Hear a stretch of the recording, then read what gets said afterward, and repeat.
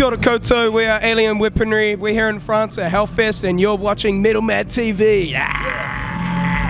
Metal Mad TV.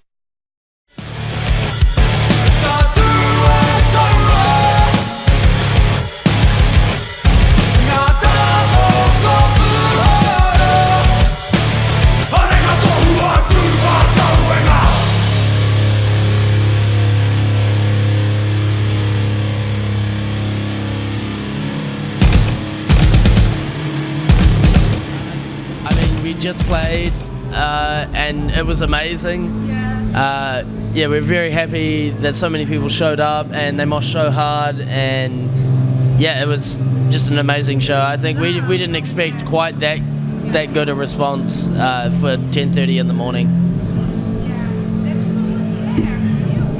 Yeah, man, that was amazing how many people showed up so early on. Yeah. I mean, that's the way it is. I mean, somewhat I kind of like short sets. You can put as much energy into it as you like, and by the end of it, you still got a bit left. So, along with, we can kind of pack our really heavy songs all into a short set. It's good fun. Today couldn't have gone any better in my eyes. The crowd was awesome. They were pumped up, even though it was early in the morning. And yeah, I like short sets as well, because you can, like Ethan said, you can really, give it your all on every single song. And yeah, just thank you to everyone who came and watched us today. It was awesome.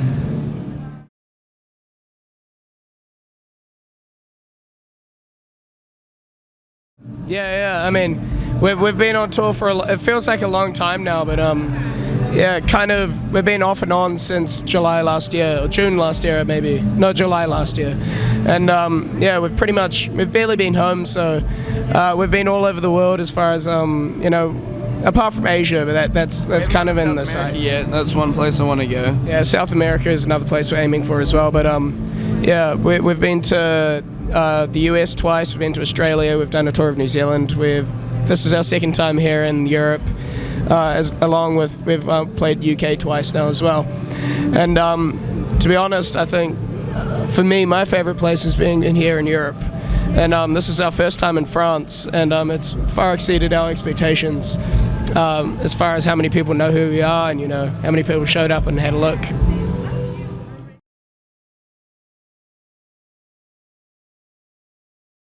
So I mean, the band started, me and Lewis were just playing in the lounge. We were 8-10 years old, and yeah, so me and Lewis are brothers, and yeah, I mean, we were just jamming in the lounge, and we decided, hey, we want to make a band. What are we going to call ourselves? Alien Weaponry. We just watched District 9, so yeah, that movie kind of inspired the band name, and then later it became relevant with the whole muskets in New Zealand being introduced. So yeah, that's kind of how we formed. And then 2 years later, after we formed, we met Ethan when we were in Waipu, and yeah.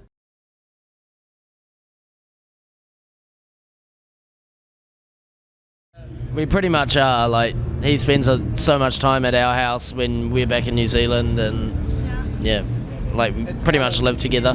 It's kind of an advantage of growing up together. We know each other like the back of our hands, and yeah, I mean, we can jam. It's really handy being able to kind of read each other as far as music goes, and play accordingly. And when we're on stage, it's kind of feels like a bit of a jam, because we just make a song on the spot. Yeah, it's good.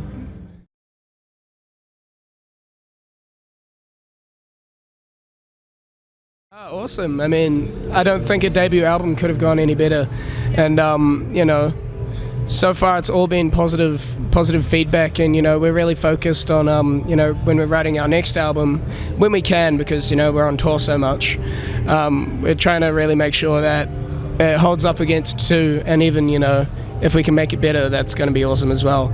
Kind of prove to our fans that we're not a one-trick pony, and yeah, we're going to be here for a while. So yeah.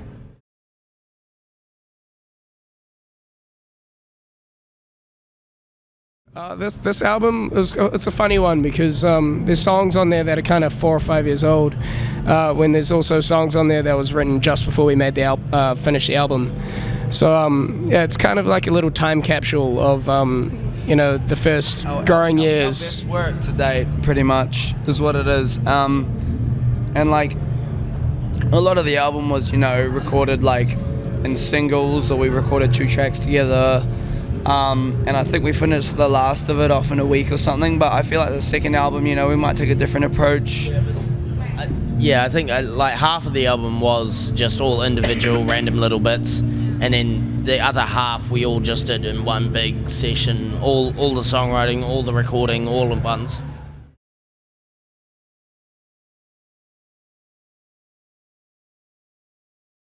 I mean, I remember the first time we released our first music video, which was Ruona Te Whenua. We got 100,000 views in about a week, and yeah, on Facebook. Sorry, and for us that was like absolutely insane. And as time went on, suddenly it's at 3.5 million views on our Kai Tangata video. Ruona's got about 1.5 million. So to see that many people appreciating our work, and we're really proud of our music videos because I think they have really good production quality, and it's all because of this one guy named Piotrek, who's a prodigy, and he does a really good job. And I gotta hit him up and see how far through he is with editing our next music video, which is gonna be coming out at some point. Yeah, so we're excited to see how people like that one. Soon, should be pretty soon. Yeah, man, that one's supposed to be really cool. So we've done some different stuff in this next music video that should be coming out soon.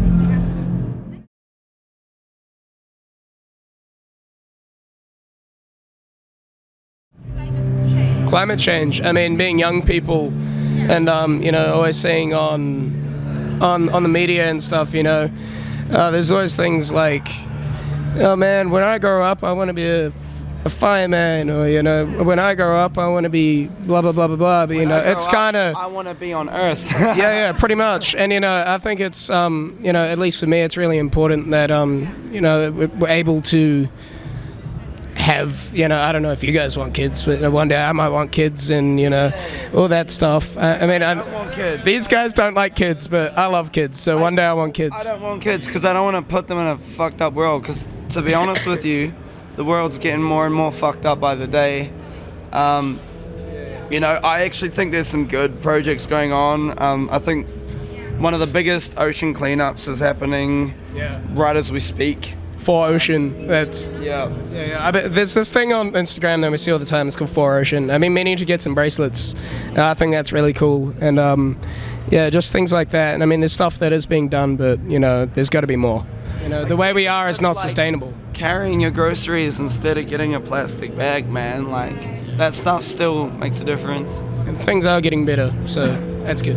I totally agree with what these guys have said. I mean,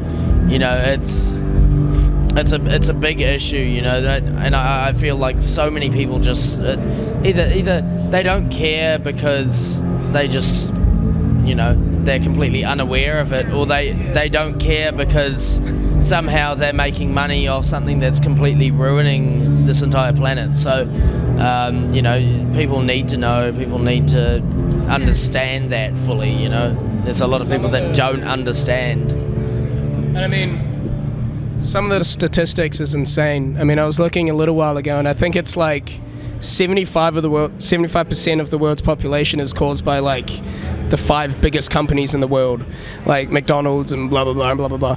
And it's pollution. Stuff like that can just be pollution. Stuff like that can be solved just by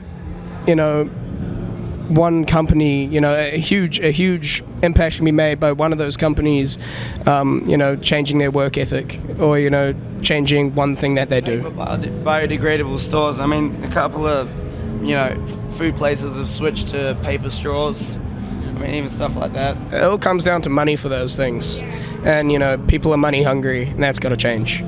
Yeah.